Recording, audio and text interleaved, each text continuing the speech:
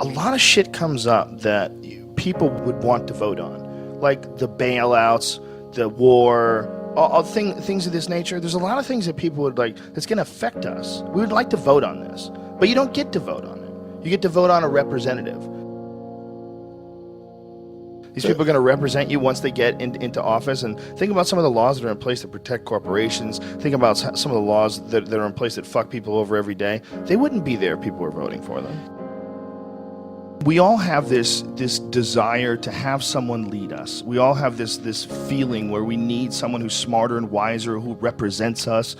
You know, and when you're really fucking dumb, the problem is really dumb people, they get a say in everything too. And they're subject to a lot of tricks. Mm-hmm.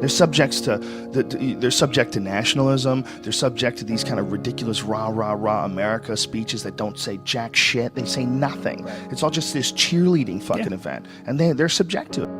They can't help it. They're dumb. They don't know they're being bullshitted. They grew up around dumb people. They go to work with dumb people. There's no one in their family that's interesting or asks any questions at all, and they just get sucked right into it, man. This society is so greedy, we're willing to go to war. We're willing to go places and send these big metal machines that kill people and fuck people up just so we can make more money. And the way our society is set up, I mean, I've heard it argued, and argued successfully, that our society runs on war. You know, it runs on the domination of the other parts of the world. And literally, that's the only way you can control a gigantic chunk of the globe. You have to keep everybody down, you know, and that's what our society is based on. We can't be fighting over each other because, you know, this guy's like 1 million people die in Iraq, and everybody goes, hey, as long as it doesn't happen over here. But it is, that is over here. It's just over here, over there. It's the same thing. It's some people you don't know that were born somewhere else who fucking got jacked. You get trapped in that whole idea of, you know, this is my team, these are my people, and, you know, someone fucking plays a country music song and throws up a flag, and I'm in. Fuck it. It feels good. Feels good to be in, right? Feels good to be, God bless America. Feels good. Singing around with a bunch of other people and you're all drinking.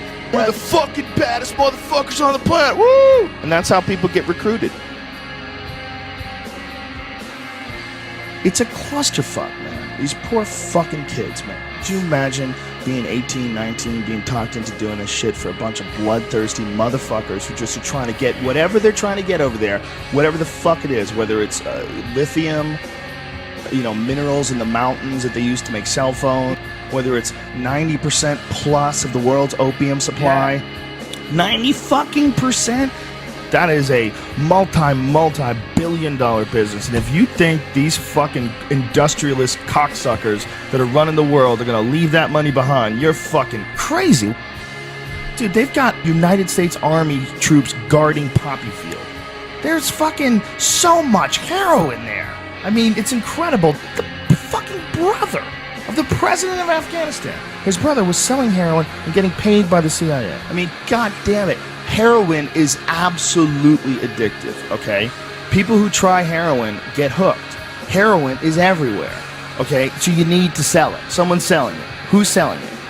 I don't know, but 90% of it comes from this one place where we have to be to save our freedom. You can't criticize it. Because if you criticize it, you're a shithead. You don't appreciate the troops and what they're doing for you. And that's not the case at all.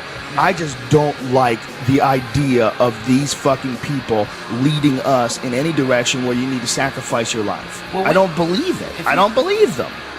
When there's been so many fucking lies. I mean, the more you look it up, the more, I mean, go into any of the stories on the weapons of mass destruction before we invaded and compare them to what we actually know that they really knew when they said that. It's like they did it on purpose. They wanted to get in there for whatever fucking reason. And if it's some crazy, the world is going to end if we don't stop this, but we can't tell you shit, like, I would love to believe you.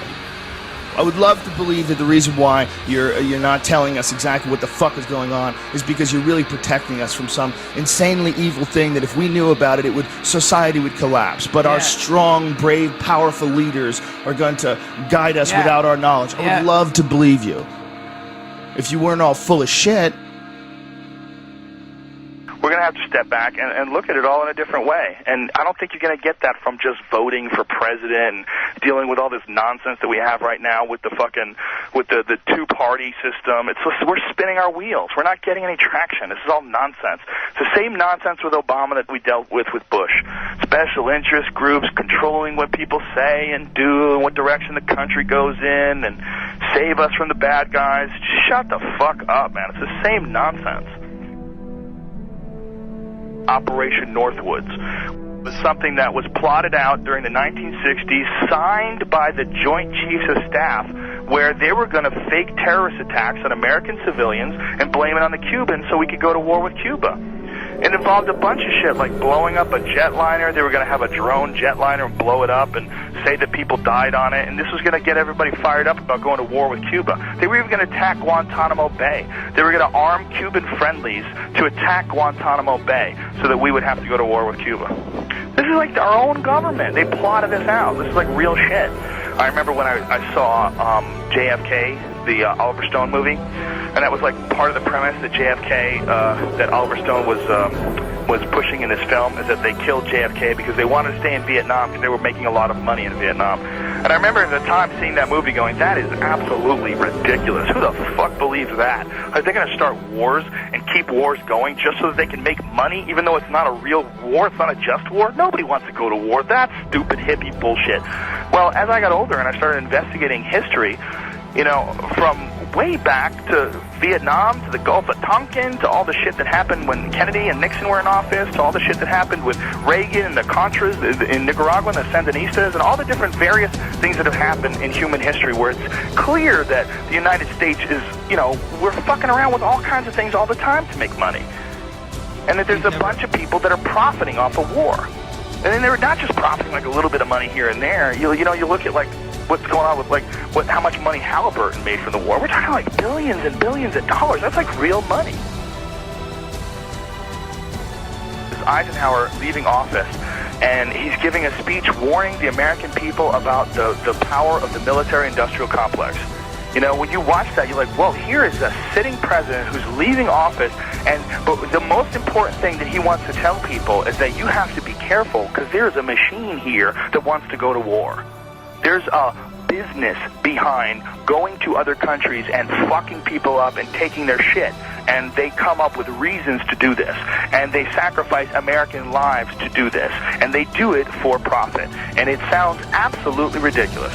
It sounds absolutely outrageous that the greatest country on earth could be involved in something like that from the get-go. But yet, that's what history says.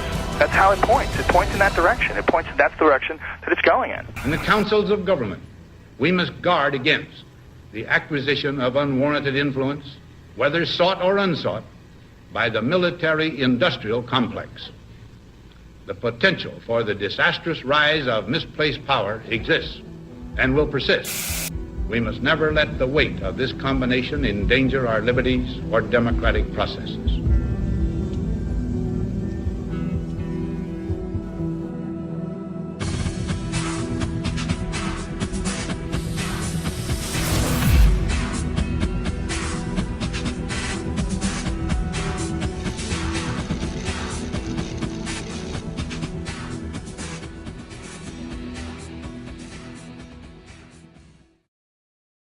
Tower 7 disturbs me the most. That Tower 7 just went whoosh, just like a controlled demolition. And everybody's like, yeah, but it had holes in the building, and you see the hole in the building. Yes, I see the hole in the building, but wouldn't it fall towards that hole? Why is it falling like that? That doesn't make sense to me with Tower 7. The way Tower 7 fell, it just kinked in the middle and fell down free fall speed. Almost. I mean, everybody they'll nitpick at you. Oh, it was 1/10 of a second slower than free fall. Even if it was just close to free fall, that's crazy. There was no resistance. It just gave up. Why wouldn't it wiggle and collapse towards where it got jacked? It just seems like a controlled demolition. That bothers me.